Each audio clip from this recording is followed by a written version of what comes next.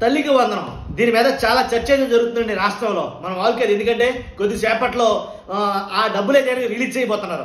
దాని మీద పెద్ద ఎత్తు చర్చ జరుగుతుంది. చాలా గందరగోళంగా అయితే ఉంది నన్ను అడిగితే. కాబట్టి తల్లికి వందనం దాని గురించి కొన్ని మాటలైతే నేను చెప్పాలనుకున్నాను.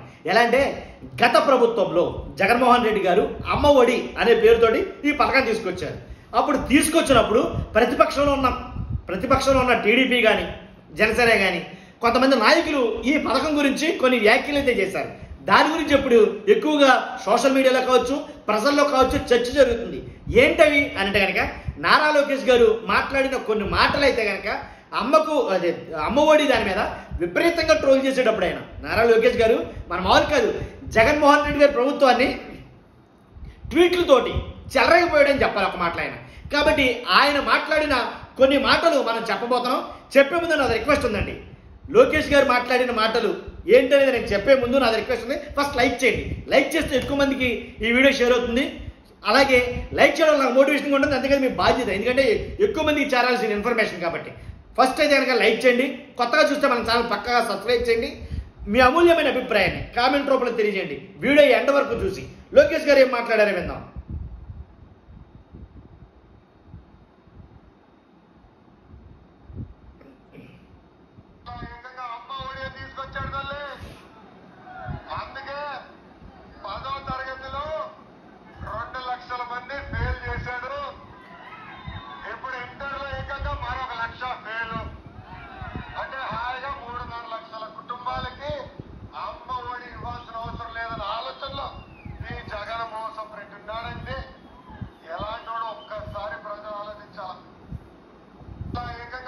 అర్థమైంది కదండి.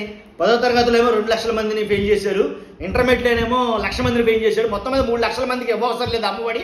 అమ్మఒడి నుంచి 3 లక్షల మంది జనాల్ని తప్పించుకున్నాడు జగన్మోహన్ రెడ్డి. ఇది ఇస్తున్నాడు అన్న మాటగా కానీ తూతూ మంత్రంగా ఇస్తున్నాడని కొన్ని వ్యాఖ్యలు అయితే చేశాడు. ఇంకా కొన్ని వ్యాఖ్యలు ఉన్నాయి. ఎవరో నారా లోకేష్ గారు మాట్లాడిన కొన్ని మాటలు అయితే ఉన్నాయి. చాలా చూడముచ్చటగా ఉన్నాయి. ఆ మాటలు ఏంటండి, గత ప్రభుత్వాలు ఎలా మాట్లాడారు, అప్పుడు ఎలా మాట్లాడారు, ఇప్పుడు ఎలా మాట్లాడుతున్నారు, అప్పుడేం జరిగింది, ఇప్పుడేం జరిగింది అనే దాని మీద ఈ వీడియో చూద్దాం. అప్పుడు ఏం మాట్లాడారంటే కనుక జగన్మోహన్ రెడ్డి గారు ఇచ్చే 15,000 నుంచి 1,000 రూపాయలు స్కూల్ ఫండ్ కింద వెళ్తే, అర్థమవుతుందా?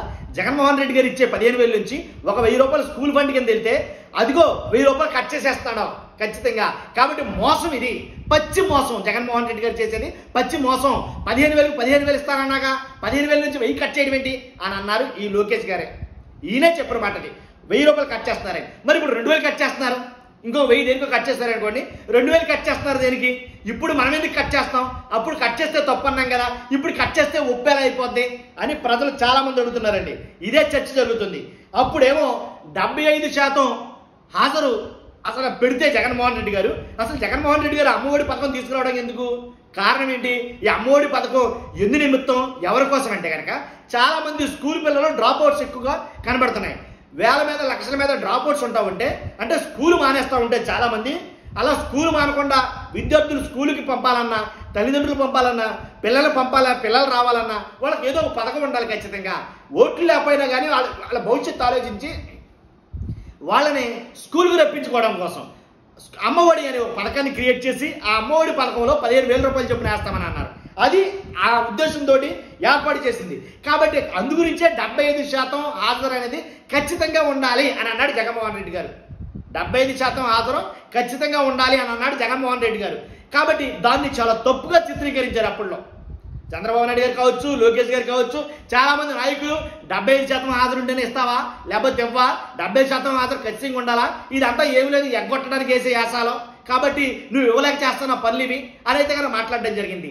కానీ ఇప్పుడు మీరు విడుదల చేసిన జీవోలో ఒక పాయింట్ ఏంటంటే, మీరు విడుదల చేసిన జీవోలో కొన్ని షరతులు, ఒక 10 షరతులతో కూడిన జీవో రిలీజ్ చేశారు. ఆ 10 షరతుల్లో ఒక షరతు 75% హాజరు తప్పనిసరి అని. మరి అప్పుడేమో అలా, మరి ఇప్పుడేమో ఇలా, ఎంతవరకు ఇది చూద్దాం. ఇంకా ఏం మాట్లాడారు? 13,000 తప్పు అన్నావా అప్పుడు, అండ్ అప్పుడు ఇచ్చిన ఎలా అంటే అప్పుడు ఇచ్చిన దాంట్లో కోతకు వస్తారన్నాడు. ఇప్పుడు మనం కోతకు వస్తున్నాంగా, మరి మాట్లాడలేం. కాబట్టి తెల్ల రేషన్ కార్డు వాళ్ళు ఉన్న వాళ్ళకి మాత్రమేనంట అమ్మఒడి, మిగిలిన వాళ్ళకి అమ్మఒడి ఎవరా అని అడిగారు. నిజంగా అడిగారు ఈ మాటలన్నీ. కాబట్టి అంతేకాదు ఓన్లీ గవర్నమెంట్ స్కూల్ వాళ్ళకి మాత్రమే ఇస్తారంట, కాదు ప్రైవేట్ స్కూల్ వాళ్ళకి ఇవ్వరంట అని కొన్ని వ్యాఖ్యలు అయితే చేయడం జరిగింది. యాక్చువల్గా వాళ్ళు కాకుండా అందరికీ వేస్తారు. అప్పుడు ఇప్పుడు కూడా అందరికి ఇస్తారనుకోండి.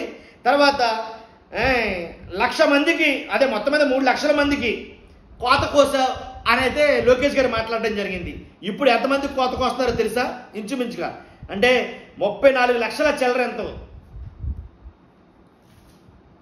30 లక్షల మందికి ఎగనామం పెడుతున్నారు అని వాళ్ళు అంటున్నారు. ఎలా అంటే ఇప్పుడు ఏదైతే ఒక వెబ్సైట్లో పొందుపరిచారు కాబట్టి ఆ సంఖ్య ఆధారంగా చూస్తే 30 లక్షల మంది దరిదాపులుగా వాళ్ళకైతే కనుక కోత కోస్తున్నారు అని అయితే మాట్లాడడం జరుగుతుంది.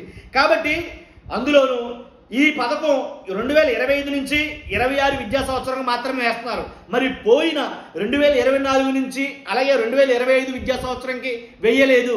మరి ఆ విద్యా సంవత్సరం ఆ డబ్బులు ఎగనామం పెట్టినట్టేనా అమ్మలకు తల్లులకి అందరికీ అని అంటే కనుక దానికి సమాధానాలు లేవు.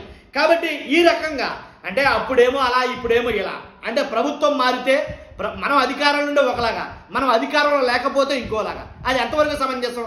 కాబట్టి నన్ను అడిగితే కనుక 15,000 అనుకున్నారు అందరూ. 15,000 యాడ్జెస్ట్కి వేస్తా అనుకున్నారు. కానీ 15,000 లేదు.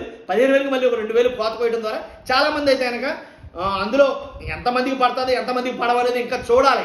అదంతా చూద్దాం ఏం జరుగుతుందో ఏం జరగబోతుందో అనేది.